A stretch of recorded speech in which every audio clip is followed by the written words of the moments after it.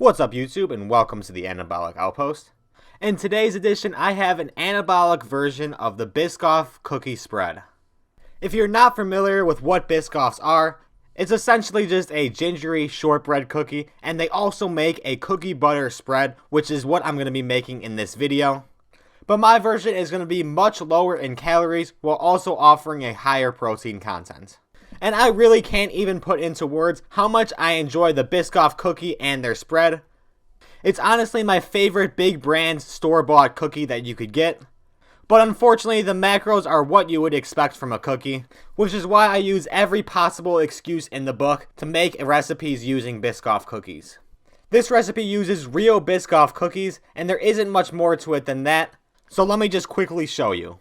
The first ingredient, like I said, is real Biscoff cookies. You're going to need 8 in total. PE Science vanilla protein powder.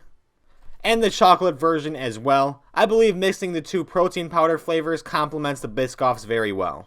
And the fourth and final ingredient is milk. I am using fat-free milk, but of course you could substitute that out if you please. On to the recipe part. You are going to be mixing this together in a food processor. And this is a really simple recipe to make, which is probably why I keep coming back to it so much.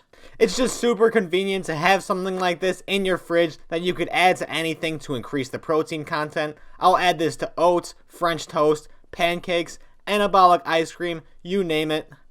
Really anything that I make that I want to be sweet, I'm probably going to whip out the high protein Biscoff spread. While I was just talking there, I added in my vanilla protein powder. And just to further explain a bit why I'm using both chocolate and vanilla, there really isn't one protein powder that stands out to me that I would want to add to this recipe. And you could do just chocolate or just vanilla if you'd like. But restricting it to just one flavor of protein powder kind of makes the flavor dominate to whatever protein powder that is. But doing it this way allows the Biscoff flavor to come off a little bit stronger. The ratio that I found the best for this is 20 grams of the chocolate protein powder and 10 grams of the vanilla protein powder. And once you get those dry ingredients in there, I like to just give it a quick mix with the food processor. It just allows the Biscoff cookies to break down completely before the milk gets added in. And you could go ahead and add in that milk now, measuring it out at 60 grams. And you give it the final mix now. It really doesn't take long, just take a peek in there to make sure that it looks smooth. This stuff is going to be kind of thick and you don't want any crunchy pieces in there, so midway through the mixing process, you might want to just take out a rubber spatula and scrape down the sides.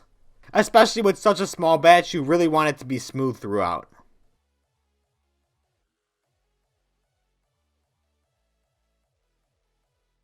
And that's really all that there is to it. I wasn't lying when I said that this was simple. You could see just how smooth that truly is, and also doing the Greg Doucette test, flipping it over and just seeing how thick it is. Unfortunately, this time it's not over my head, but I think you get the point. Do yourself a favor and transfer it over into another container and store it in the fridge for it to last the longest.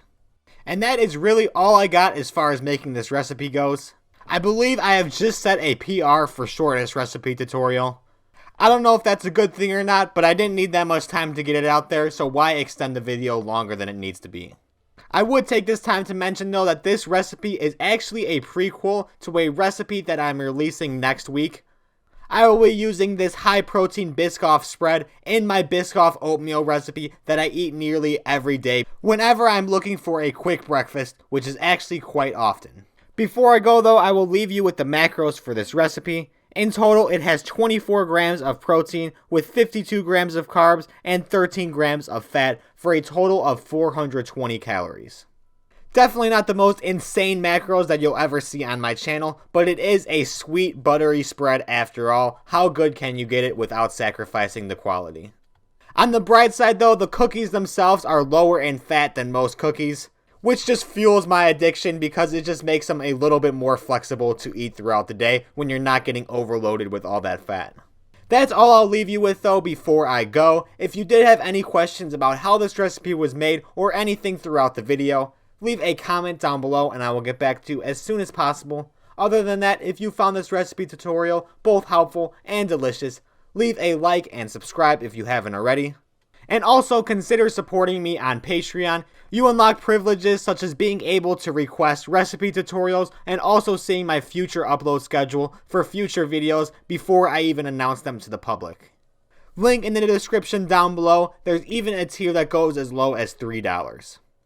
Thank you for watching, and I will see you in the next video.